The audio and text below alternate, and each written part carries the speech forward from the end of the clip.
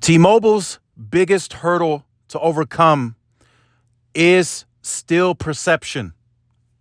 Till this day, it is still perception of T-Mobile's overall coverage. I still truly believe that is the largest issue amongst consumers and their perception.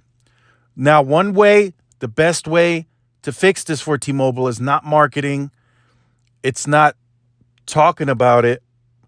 It's actually investing, putting up new sites, and making the necessary improvements to overcome this perception. Now, marketing, word of mouth, pushing sales, coming out with great deals, bringing in foot traffic, all of that plays a part. But the biggest way to improve this perception is to actually go and build the network. So here we have Root Metrics. We got some of the first half of 2022 state level testing scores. And T-Mobile is doing just that.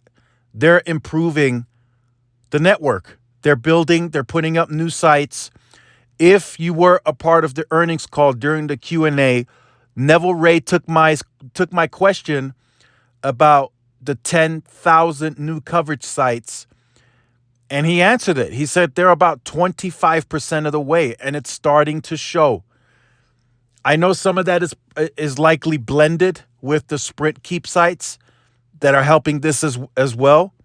But eventually those Sprint Keep sites will run out, the coverage Keep sites, and then T-Mobile will have to construct brand new towers. And they're building them now. It's coming. They're 25% of the way. By the end of the year, maybe they'll be at 35, 40%. But they're already improving by a good amount. So this is Maine, which is notoriously a poor coverage area for T-Mobile. So this is an area where perception is bad, right? People probably try T-Mobile, try to save some money, take advantage of the deals in the past, and then they got on the network and it was just it was not good. And by word of mouth, people likely already knew to stay away from T-Mobile in these parts. So now here we have the second half of 21 testing. As you can see, T-Mobile ranks or scores a lot poorer versus its competition in AT&T and Verizon, right? Both AT&T and Verizon are tied here in this testing. They score fairly close to each other, and then there's T-Mobile falling off and scoring at a 78, which is quite poor.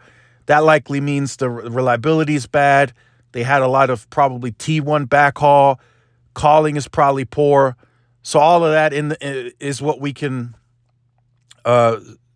take from that testing. Now, we have the first half of 2022 testing. Now, mind you, we're not going from the first half of 21 to the first half of 22. We're going from the second half of 22 to the first half of 22, or second half of 21, first half of 22. And T-Mobile has improved significantly. As you can see, they jumped from a 78 to an 88. Now, Verizon and AT&T have improved as well. So, I took note of that too. But T-Mobile has improved the most significant to where now T-Mobile might actually be doable in Maine. Now, I will take note that there is still a gap. As you can clearly see, T-Mobile's still in last place by these testing methods by actually quite a large margin. If you think about the millions of tests they run and you look at the difference in the score, that's actually quite significant. 88 to 93 and 95, that is a bit of a gap. So there's still parts of Maine that probably lack coverage for T-Mobile, or the coverage is very poor. But going from a 78 to an 88 means they're building new sites, they're upgrading the Sprint sites and integrating them into the network. And, there's N41 going on there, likely some 600 backhaul upgrades. That means they're improving. That means Now it's more realistic for them to change the perception and have people take part in some of their deals, home internet, cheaper plans, all the great phone deals, third lines for free. So now that is more of a realistic possibility for you to actually have a decent user experience. And this is just one. I mean, they've improved in Arizona. They've improved in Vermont, which they actually still scored. They still scored poor, but they went from a 68 to like a 78 in Vermont, which is still a significant improvement versus what it was previously. So that's the thing with T-Mobile. The only way for T-Mobile now is up. And that's on everything. Coverage, share, business share, just growing the company. It's all upside from here. And that was also, the upside was also a part of the network too. Wherever they add new service, new coverage, they have now opportunity to upsell home internet, new lines, accounts, period, get people porting in from other carriers. So that was the competitive part here from T-Mobile. So good to see T-Mobile is trending up when it comes to improving the network. They improved in Nevada. I mean, they're just inching closer and closer to improving. And that's why I take my stance that Verizon and AT&T will have to compete. I speak with some people on the back end that message me, and I tell them AT&T and Verizon are going to have to compete if T-Mobile is going to increase and improve at this clip. They are going to have to figure something out, because if not, they're pretty much saying that they're okay with T-Mobile taking that share. T-Mobile always guides conservatively by history. Oftentimes, you can just look at the history of the carrier to figure out what their next move is or how they're structuring their business.